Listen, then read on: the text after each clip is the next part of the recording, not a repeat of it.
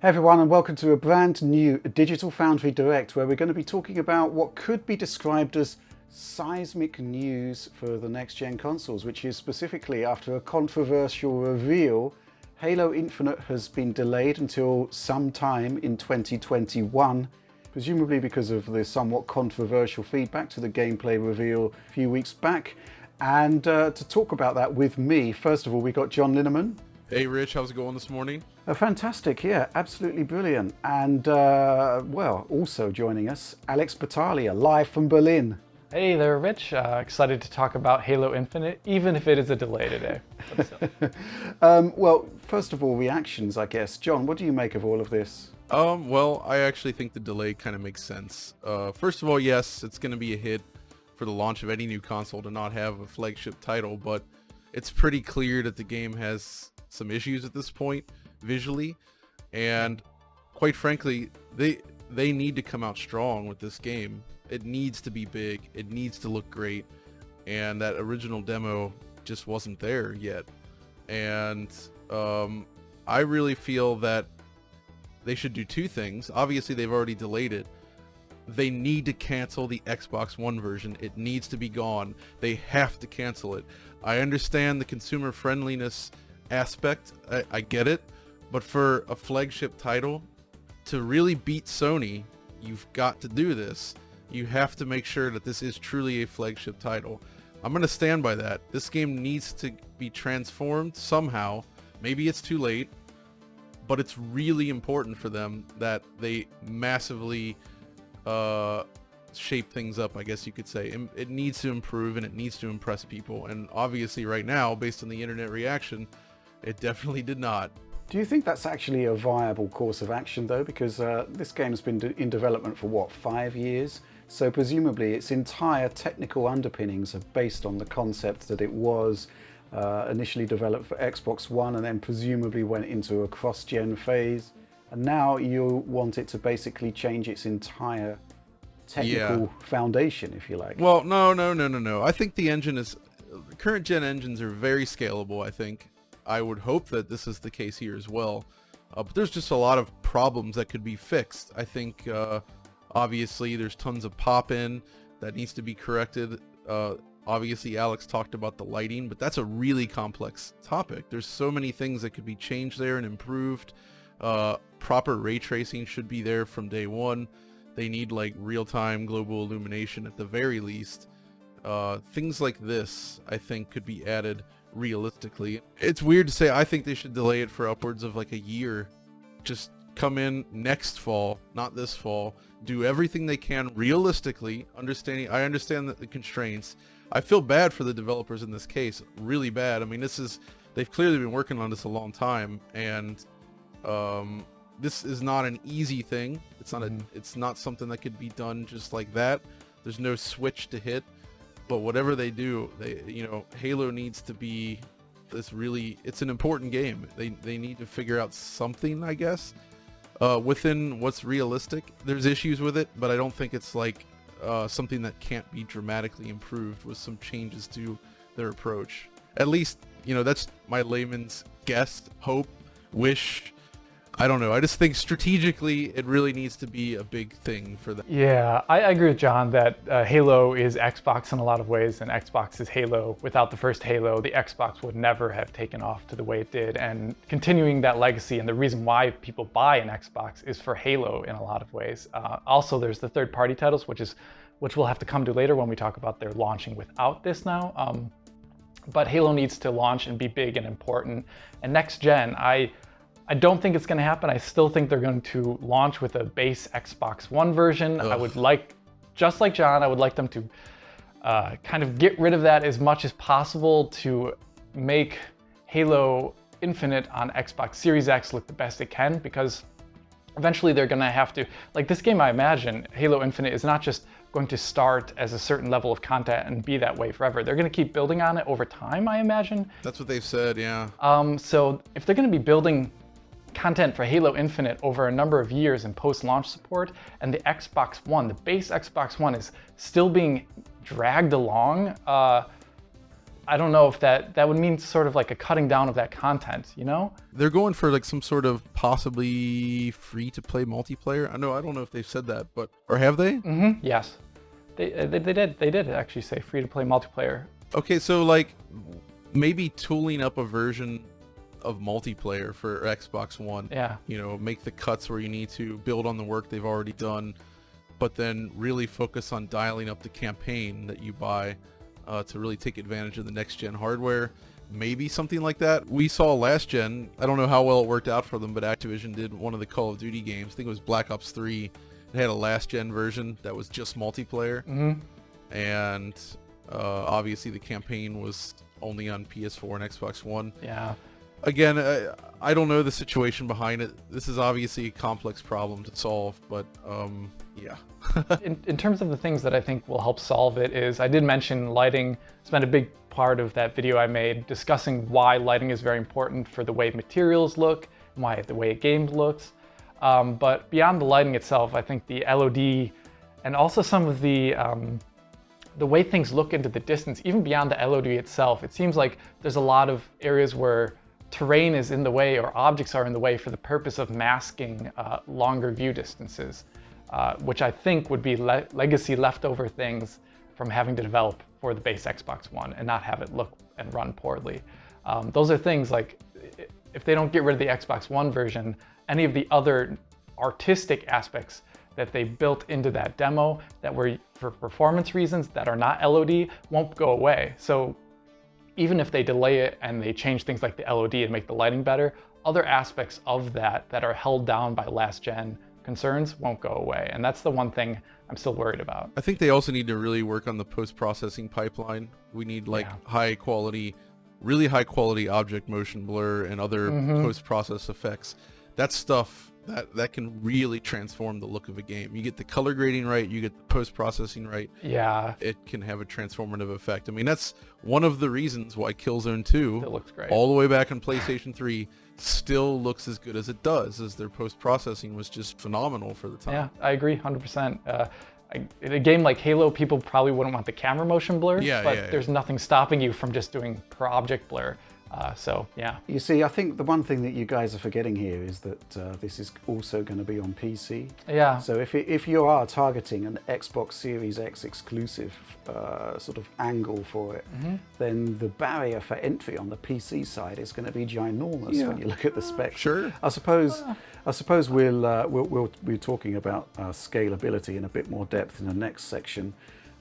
Because it's swiftly becoming apparent now that Microsoft is going to be releasing an Xbox Series S that is a less powerful machine, which may well open the door to compatibility with those less powerful PCs in terms of scalability at least.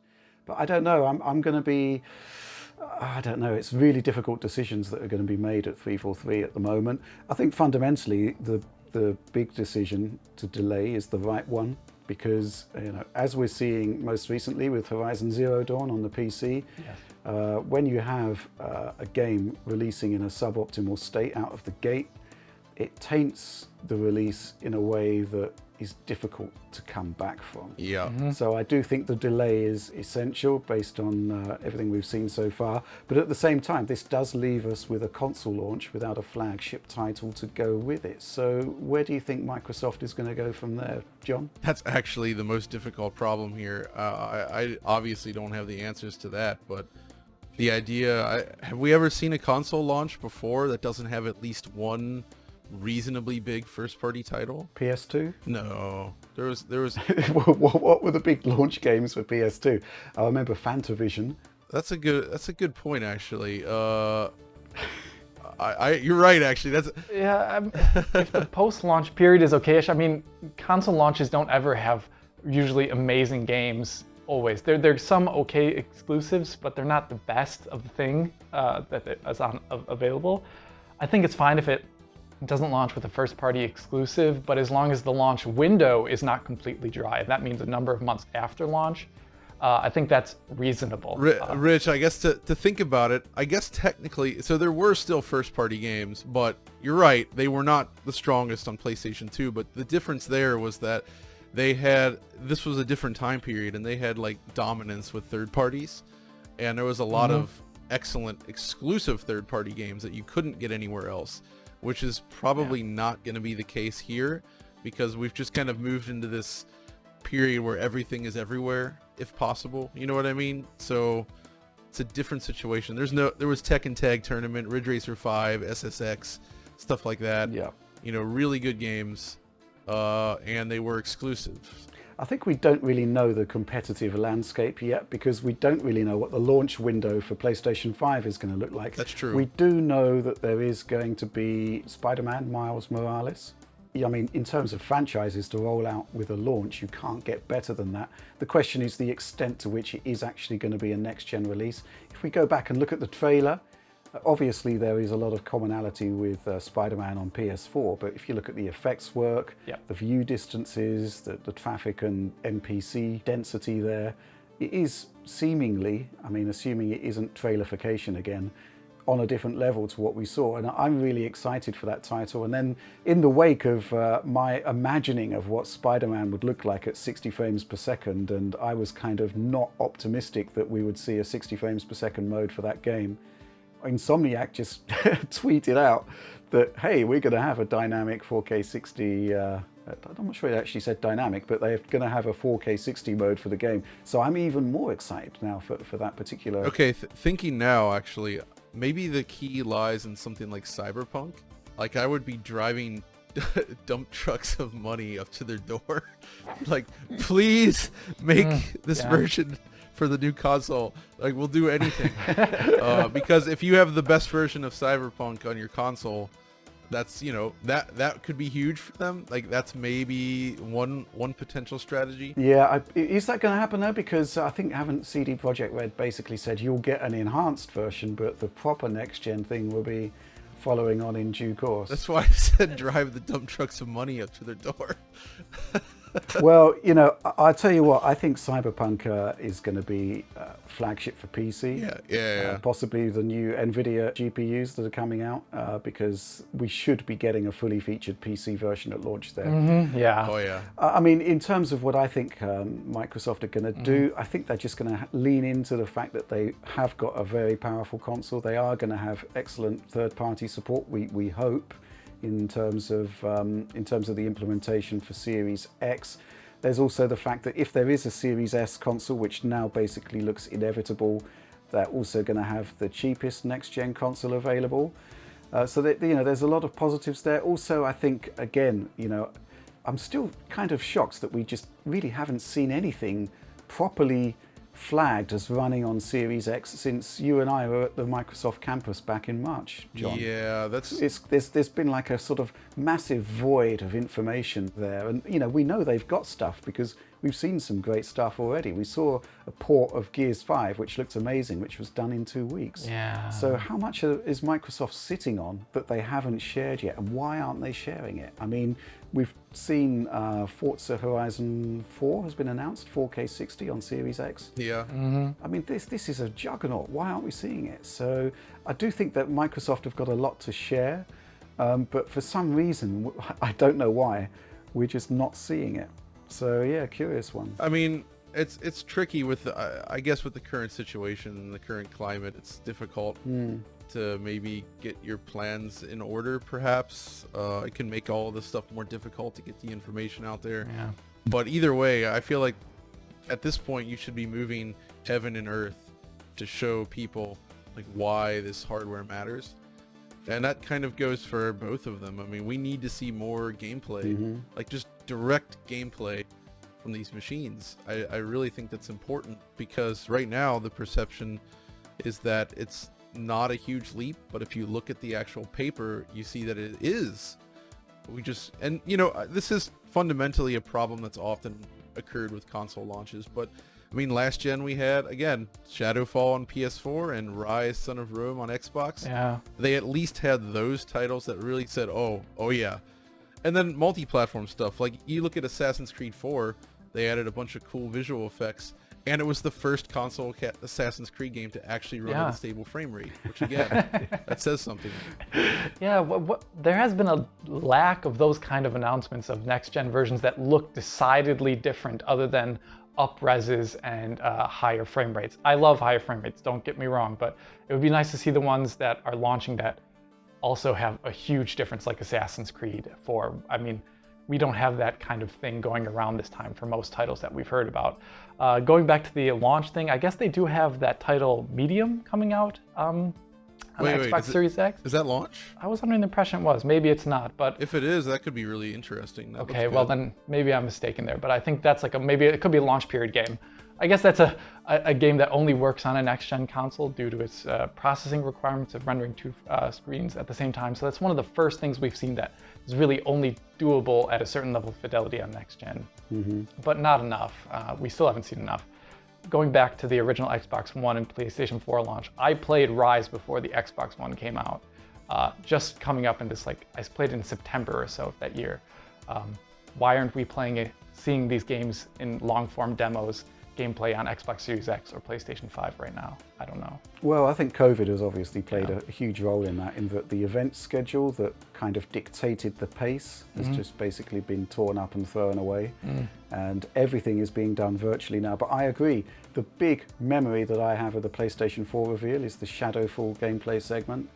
It was your gateway into next gen, it was your window into the future. I still don't think that either of the platform holders have delivered something, basically because we've seen the trailerification of the titles as opposed to sitting down and getting to know them. Unfortunately, Microsoft did try to break that a touch with the Halo Infinite slice, and it kind of all went pretty badly wrong. Man, don't get me started on that. Like, I'm so disappointed that it turned out that way, because it's not the format that was the issue there.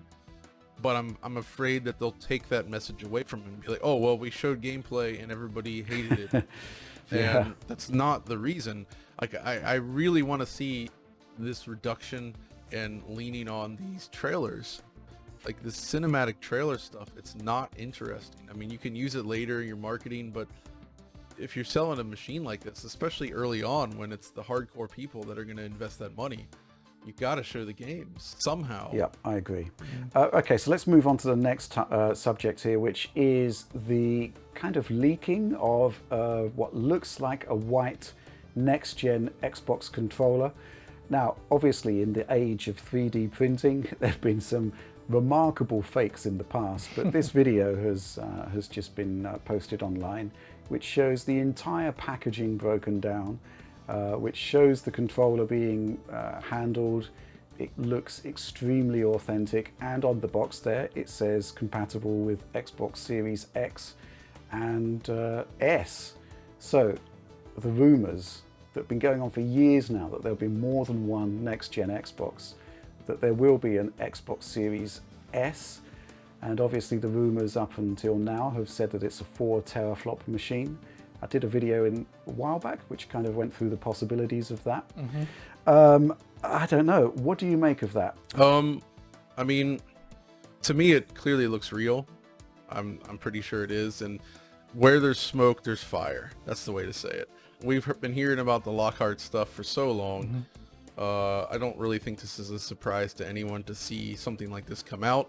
I think from my perspective, though, the big thing here is that having that X/S on there does confirm that there's going to be 2 machines. Why would you have 2 machines? It all takes us back. All roads lead to the price point.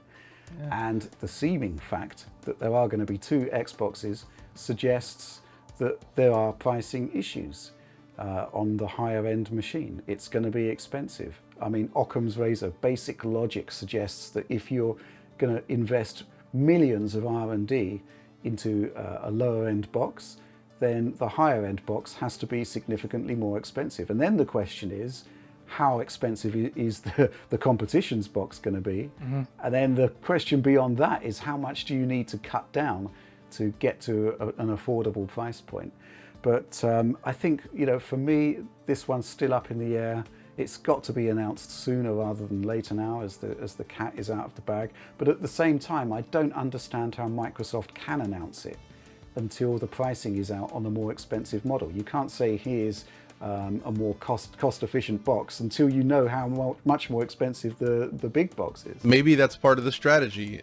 What if they announce both of them at the same time? say, here's the price of this and here's the price of this. And, you know, if the difference is great enough as well, it sort of makes it easier to swallow, I guess. It also makes the lower end box look like a more interesting proposition value-wise if it's significantly cheaper. I can't imagine them not announcing them together at this point, prices. So we're just a few short months away now. Why don't we know the price? I mean, again, logic suggests you don't tell people the price because your box is extremely expensive or relative to prior console releases. And you kind of want to know what the competition is going to do with pricing before you announce your own, right? Especially since we're so close to launch at this point. I mean, if it's going to be holiday 2020, they need to launch the price along with the same time as they announce the consoles, the full breadth of consoles. So rumors I've heard and various other suggestions on the back, like we don't know the price of these machines, but at least on the PS5 side, it does seem like if any of those things are to be believed, it could be a very expensive machine, like very expensive machine. And based on what we know about the Series X, it's probably also going to be very expensive. So I think it does kind of, I hope I'm wrong, but it does kind of seem like they're targeting the well over 500 mark. Maybe up to like 600 or more even, who knows, but like it just, unless they're willing to take a bath on production costs, it does kind of seem like this is going to be a more expensive generation than we've seen before. And in that sense, I can see why there would be a lower end Xbox, which is different to the Sony strategy where they have two PlayStation 5s, but one is lacking the disc drive, but otherwise they're pretty much the same. That disc drive isn't going to save a lot on cost. But maybe they can afford to sell it cheaper if they believe they'll make it up with digital purchases. Like, it's really hard to say, but I am concerned about the overall cost between all of these machines. I also think the overall cost thing is why they're avoiding to talk about it is maybe not to one up the other manufacturer like PlayStation, like they come out the price first and then Xbox come out with a slightly lower price. Could be that, but also breaking the bad news that this generation is indeed more expensive is something that maybe both don't want to do just yet for some. Quite frankly though, Alex, when you think about it, like having a $600 or $700 box, or hopefully less than that, that has ray tracing features in it at all is something I wouldn't have imagined was possible like 2 or 3 years ago. So, I mean, I understand why the average consumer won't understand or care about that, but that's an impressive achievement. Which is why you have something like would be this smaller box on Xbox side that would, I presume it would have the exact same feature set to be parity-wise with Xbox Series X, but maybe the games would be lower res and also maybe not have ray tracing or something like that. See, none of this resolution stuff would even be an issue if we just stuck with CRTs. That's what I'm saying. Yeah, that's the great equalizer. Just throw everything on a CRT. Well, look, I personally think that if they go much over $500 or go over $500 at all, then there's going to be some profound issues with take-up there, because that is really expensive. But on the flip side, smartphones are getting more expensive. If there was a route towards cheaper performance graphics capabilities, we would have seen it with Navi, AMD Navi. You know, they were able to pivot on price with Zen. They weren't able to produce a game-changing price point for Navi.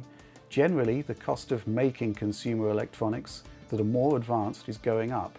And I don't know, I just think this concept of not telling the user how much they're actually going to be paying for their machine and kind of leaving it right until the last minute, it's just going to make it really difficult to have that conversation with the user, I think. It's a difficult one, I think. Okay, look, we're going to end with something a bit more positive, which is that Nvidia has started to roll out the marketing for its upcoming next generation GPUs. September the 1st, we're going to have a very interesting keynote from Jensen Huang, so I'm really looking forward to that.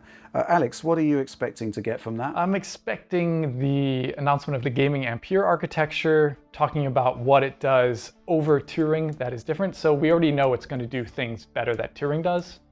It's going to do AI stuff better. It's going to do ray tracing better. It's going to do normal rasterization performance better, but it's also going to have, like each and new every generation of GPUs, going back to Pascal, Maxwell before that, have some new stuff going on. So I would love to see the latest and greatest of Ampere in the highest end form, the 3090 or 3090, whatever they're going to call it this time, maybe the 3080 Ti. I would love to see that GPU and maybe the stack down below it, 380, 370, 3080, 370.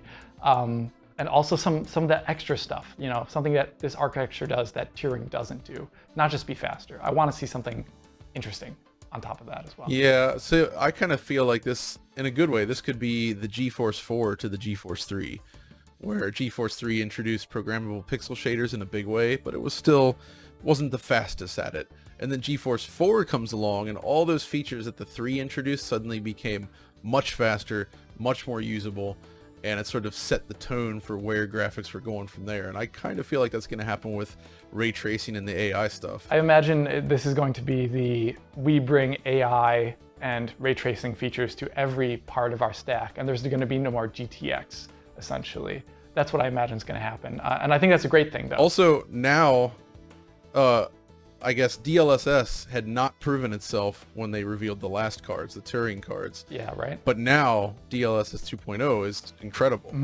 It basically allows you to, you know, use a base internal resolution that's a quarter of 4K and still achieve visuals that really look like native 4K and then sometimes better. Yeah. Which is just insane, I think. And there's actually a real case for it now. Like, oh yeah, that's a killer feature. If I were Nvidia at this point in time, after seeing the positive reactions due to DLSS 2.0, I'd be trying to get it in not just to every GeForce sponsored title like we see with Cyberpunk coming out and things like that, but I would also want to see it in any next-gen game almost at this point, because it increases your value versus AMD, and it also increases your value vis-a-vis the consoles. Obviously, we're dealing with two different markets always. I don't always think they're completely translatable, people who play on PC and people play on console. But still, if someone has a PS5 and they have a RTX 2060, if there's a game that has DLSS 2.0, maybe they're more inclined to get it on PC at that point, because it could offer better performance or visuals than a PS5 version, for all we know. So if I were Nvidia, I'd be trying to get this into as many titles as possible, whatever that takes. And hopefully they come in with a reasonable price as well.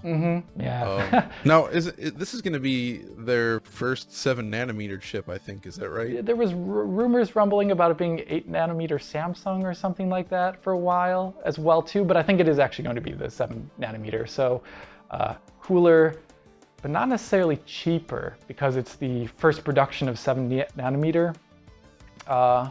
So I don't know if it's going to necessarily be cheaper. I want it to be cheaper, but I don't know if I can say that. If they go 7nm and they keep the chip size similar to the last card, though, think of all that space they have to work with. Yeah, big GPUs. But you know, if we're going to be getting that, we're probably, I would imagine, getting a glimpse at perhaps some of the future ray tracing titles maybe at this event, either a Cyberpunk demonstration, because, you know, back when they showed off the RTX 2000 series Turing, we did get to see the ray tracing titles coming up, because they had to announce ray tracing in the first place, and they had to show what made it cool, and they did that really well during that demonstration. We're going to need to see that again with Ampere, but this time it's a whole bunch of titles that we maybe haven't seen for a long time or don't know about yet. So Cyberpunk. I want to see more Lightspeed Studios stuff, like remasters of classic games with ray tracing. You know, I love Quake 2 RTX, and I would love to see what else they've been working on, which we really don't know anything about at this point in time. Well, hopefully all will be revealed on September the 1st. We'll end up here with my thoughts on it. We are going to be seeing Nvidia producing a GPU with a process shrink. The last time that happened was Pascal, where we saw the GTX 1080 massively outperform the 980 Ti and the Titan X Maxwell. So I really hope we see that. But on the flip side, how much of that extra silicon space is going to be dedicated to, you know, next gen features like the Tensor cores, the RT cores, really boost performance in that area. Maybe there'll be a trade. I would love to see the 50% plus performance uplift that people are talking about. But fundamentally, what I find a bit frustrating about PC GPU launches And Turing kind of upended that a bit, was the fact that ultimately your end point on the review cycle is a bar chart that shows one bar being longer than the bar of the last product. This is not exciting to me, you know. So extra performance obviously is exciting, but I think what Nvidia showed with Turing, and it took a long time to get there, is that if you invest in features, if you invest in a proper vision for the future of gaming, it does pay off. Now, obviously, it was rough waters for Nvidia in like 2018 when the Turing cards launched, going into 2019. 2020, it's all starting to come good. I mean, technology takes time to mature. So if we take those existing technologies, DLSS, and then roll them out, you know, with a process shrink, with a whole new range of technologies, I'm going to be fascinated to see what they come up with. It's hugely exciting stuff. And one thing, sort of comparison-wise, that I think PC has a huge advantage in. So, Death Stranding, I think we're all agreed it's an excellent port on the PC. Yeah. Oh yeah. I ran the game on RX 5700, which is, to all intents and purposes, overclock that, and you have ballpark PS5 performance. Ballpark, let me stress that. You're getting native 4K at about, I don't know, 40 to 45 frames per second. And that's great when you consider the differential with PS4 Pro. But with DLSS 2.0, an RTX 2060 needs a bit of an overclock, but it's getting 4K 60 and it looks better. Yeah. So I think, you know, this is one classic example of how features are now arguably more important than those bar charts.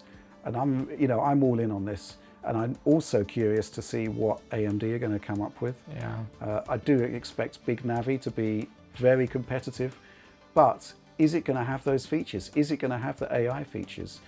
Is AMD working on its own DLSS alternative? What's the ray tracing performance like? You know, they do appear to be behind the game there, but they do have the advantage of having the next-gen console R&D factored into that design too. So yeah, interesting stuff ahead. Am I the only one that I always can't help but crack a smile when I hear Big Navi?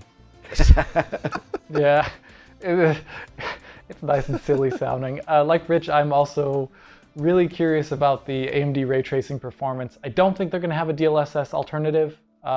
Maybe they're going to introduce a non-AI version through their GPU Open project that'll basically be TAA upsampling. I'd imagine they might do that because they already have a bunch of post-process stuff through their GPU Open initiative. But that ray tracing performance is going to be very interesting. That's where I'm at. Okay, well, I think we're going to wrap it up there. So thanks for joining me on this one. Fascinating discussion, and we shall be continuing the conversation as more news emerges. And obviously that Nvidia keynote, we're going to be all over it. But that's all from us for now. Please do like and subscribe if you enjoyed the content. Ring the bell for instant, yes, instant notifications whenever we post new video content on the Digital Foundry YouTube channel. And yes, shout out to the DF Patreon supporters. Your support allows us to produce the content we want to produce on our own terms, and that is hugely valuable for us. And you guys get pristine quality video downloads of everything we do. But that's all from us for now. Thanks for watching.